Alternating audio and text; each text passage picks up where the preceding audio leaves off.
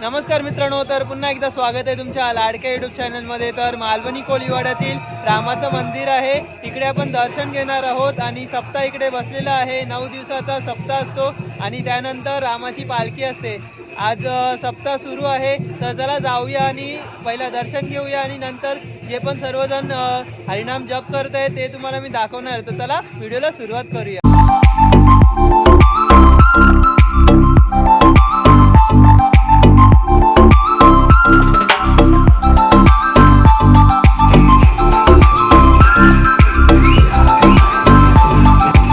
तर मित्रांनो, तुम्ही बघू शकता, हे बघा इथे घटस्थापना केलेली आहे।